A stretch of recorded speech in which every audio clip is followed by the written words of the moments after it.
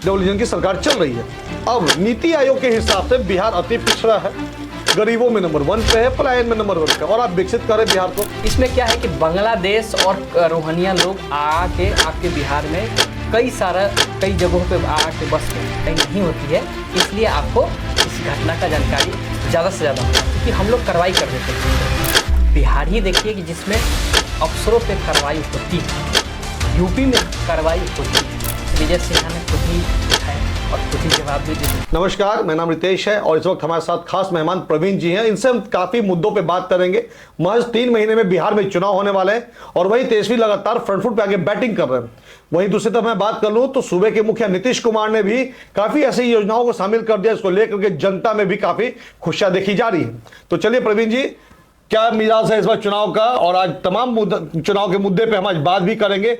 NDA कैसे देख रही है इस चुनाव को? पहले देखिए, एनडीए जो चुनाव को देख रही है वो विकसित बिहार की तरफ देख रही है। हम लोग विकसित बिहार का सपना लेके चले थे और आज उसमें बहुत सारा काम हम लोग किए। आगे भी हम लोग इस तरह का काम करने वाले हैं जिससे हमारा बिहार जो है वो अग्रणी क्षेत्र में आए, जैसे और भी जो अग्रणी राज्य है उस तरह का। चलिए, बिहार को विकसित के विषय में आपने बात किया। 20 साल से यहाँ पे नीतीश कुमार है और 11 साल से नरेंद्र मोदी, और 11 साल बेबी साल भी आप लोगों ने मनाया है। तो कहीं मिलाकर ये कई लंबे समय से यहाँ पे डिवीजन की सरकार चल रही है। अब नीति आयोग के हिसाब से बिहार अति पिछड़ा है, गरीबों में नंबर 1 पे है, पलायन में नंबर 1 पे, और आप विकसित करें बिहार को। कैसे देख रहे हैं इस चीज को आप? देखिए, जो अति पिछड़े की बातें हैं उसमें हमारा जो बिहार है उसका कारण यह है कि हमारी जो जनसंख्या है वो घनत्व जो बिहार का है वो ज़्यादा है। उसके कारण क्या है कि जितनी हम विकसित के श्रेणी में बढ़ते हैं उतनी ही जो जनसंख्या के कारण उतनी ही फिर हम पीछे ढकेले जाते हैं। तो सबसे पहले हमें जनसंख्या नियंत्रण पे काम करना होगा, और जिसका पहल आप देख लिए होइएगा। इसमें कई सारे आप अभी जो वोटर वाला आप देख रहे होइएगा, ऐसा अभियान चलाने की ज़रूरत है जो भी चल भी रही है। इसमें क्या है कि बांग्लादेश और रोहिंग्या लोग आके आपके बिहार में कई जगहों पे आके बस गए हैं, तो उसका भी लोड बिहार को मिल जाता है ना।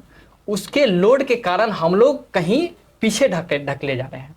आज आप देखिए जो काम हमारा हो रहा है, आप जो जेपी सेतु पुल है, जेपी सेतु पुल के जस्ट बगल में हमारा जो नया पुल का निर्माण स्टार्ट हो चुका है। अभी गांधी सेतु है, गांधी सेतु के जस्ट बगल में हमारा पुल निर्माण स्टार्ट हो चुका है।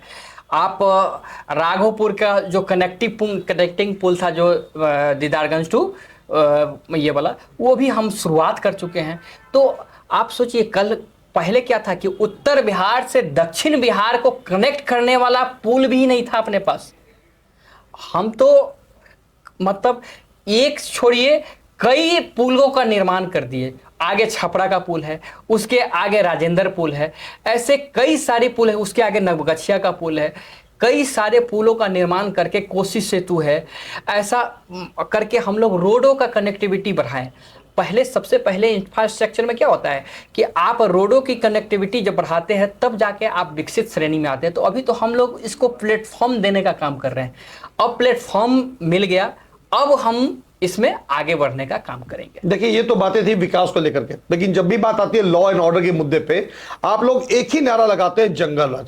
उस नारे को लेकर कितने दिन तक राजनीति कीजिएगा आप लोग? देखिए, जंगल राज का जो नारा है, जंगल राज ऐसा दंश है जो बिहार को कई सदी पीछे धकेल चुका है। इसलिए हम लोग नारा देते हैं कि जंगल राज।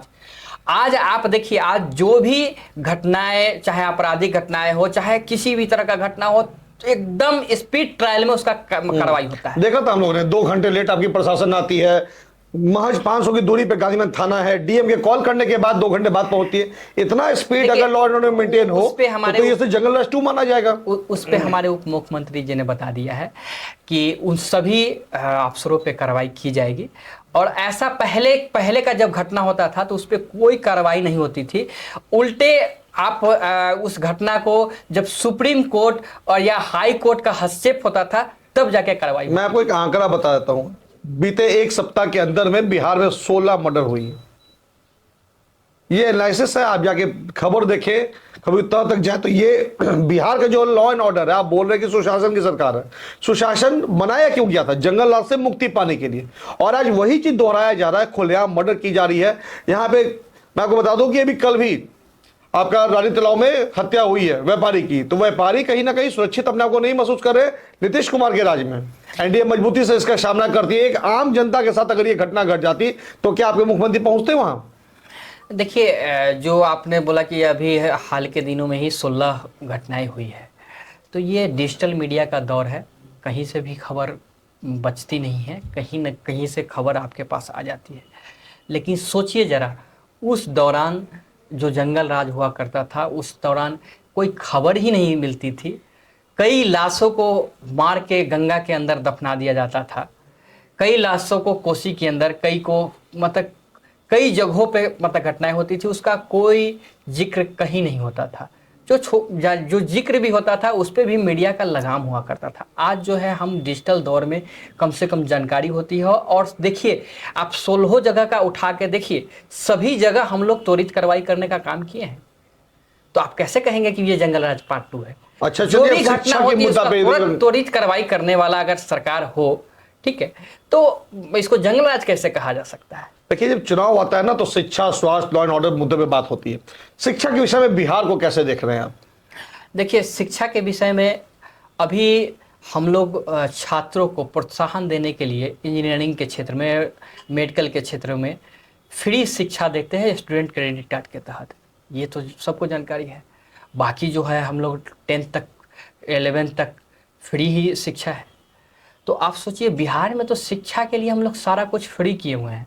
अब इसमें क्या चाहिए? अब तो प्रोत्साहन लोगों के। बिहार एक चीज और के लिए नामी है शिक्षा में कि सबसे ज्यादा पेपर लीक मामले बिहार में ही आते हैं। इसको लेके क्या कुछ कहेंगे? उसके लिए हम लोग कार्रवाई कर रहे हैं और नई नीति हमारी आ रही है।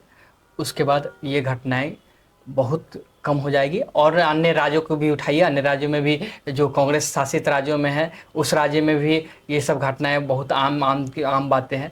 लेकिन हमारे यहाँ कार्रवाई हो जाती है, उनके यहाँ कार्रवाई नहीं होती है। इसलिए आपको इस घटना का जानकारी ज़्यादा से ज़्यादा होता है, क्योंकि हम लोग कार्रवाई कर देते हैं तुरंत। वो लोग कोई कार्रवाई नहीं करते हैं। अभी कर्नाटक में हाल फिलहाल में ही सारे भर्ती उसी ढंग से हुए हैं। अभी आप बगल के झारखंड में चले जाइए, इसी तरह का घटना होता है, लेकिन वहाँ कार्रवाई नहीं होती है, इसलिए उस पर जिक्र नहीं होता है। हमारे यहाँ कार्रवाई होती है, इसलिए जिक्र होता है। देखिए, मई के आखिरी महीने में एक काफी शर्मसार वाली घटना घटी थी जो कि पीएमसी से जुड़ी हुई थी। मुजफ्फरपुर में रेप पीड़िता के साथ जो है, जब वहां यहाँ आती है भर्ती होने के लिए, तो उसे 5 घंटे तक बेड नहीं दिया जाता और इलाज के दौरान भी उसकी मृत्यु भी हो जाती है। जिसके बाद कई मंत्रीगण आपके पीड़िता के पक्ष के घर पहुंचते हैं और वहां आपके मंत्री परिजन को कहते हैं कि कसम खाओ कि बेटा लगा के कि तुम्हें बेड नहीं मिला था। ये घटना मीडिया में भी काफी सुर्खियों बटोरी। तो इस चीज की जब बीजेपी के मंत्री परिजनों के साथ ऐसे बात करते हैं तो कैसे सुशासन की सरकार एनडीए करती है? देखिए, इस पे हमारे स्वास्थ्य मंत्री मंगल पांडे जी इसका जवाब दे चुके हैं।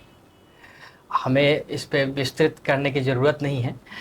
जो स्वास्थ्य मंत्री जी ने कहा, वो सारी बातें सच्चाई आपके मीडिया के बंधुओं के द्वारा ही आ चुकी। तो जो लापरवाही ये हो रही है बिहार में, चाहे हम प्रशासन की बात करें, चाहे स्वास्थ्य की बात करें, शिक्षा के क्षेत्र में बात करें, तो जितने भी अधिकारी हैं, कहा यह भी जा रहा है कि भ्रष्ट अधिकारी जो है बिहार में सरकार चला रहे हैं और इसी के चलते ये सारी जो है अवगुणता की बातें बिहार में आ रही है।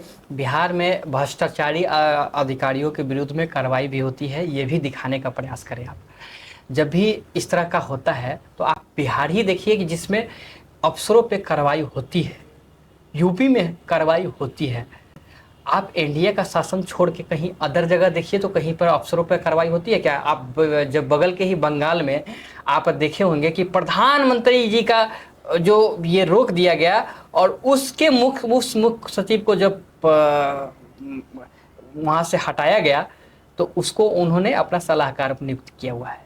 तो ऐसे लोग मतलब आप रखे हुए विपक्ष में ऐसे लोग हैं और तब आप हमें कहते हैं, तो ये तो दोहरी नीति हो गई। अच्छा, ये बताइए, क्या एनडीए में सब कुछ सही चल रहा है? एनडीए में हमारे सब लोग हमारे साथ हैं। अभी हाल में ही जो गोपाल खेमका की जो हत्या हुई उस पर चिराग पासवान जी आप ही के खेमे से आते, उन्होंने सवाल उठाए लॉ एंड ऑर्डर पे कि बिहार में सुशासन जो है भय का माहौल नहीं बना पा रही, अपराधियों के बीच में भय का माहौल नहीं बन पा रहा, अपराधी मस्त है और प्रशासन पस्त है। सवाल तो हमारे विजय सिन्हा ने खुद ही उठाए और खुद ही जवाब भी दे दिए। उन्होंने कहा कि कार्रवाई होगी और उन्होंने सवाल भी लगातार चिराग पासवान बोल रहे हैं कि 243 सीट पे चुनाव लड़ेंगे, तो कैसे एनडीए में सब कुछ सही मान रहे हैं? उनका कहना गलत कहाँ है?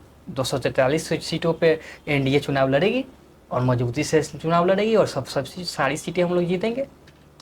चलिए, तो धन्यवाद। फिलहाल नए एपिसोड के साथ हम आपसे जुड़ेंगे और नए जगह भी जुड़ेंगे। फिलहाल से ही चीजों के लिए बने रहे हमारे साथ। मैं तिश्मतकर, पटना।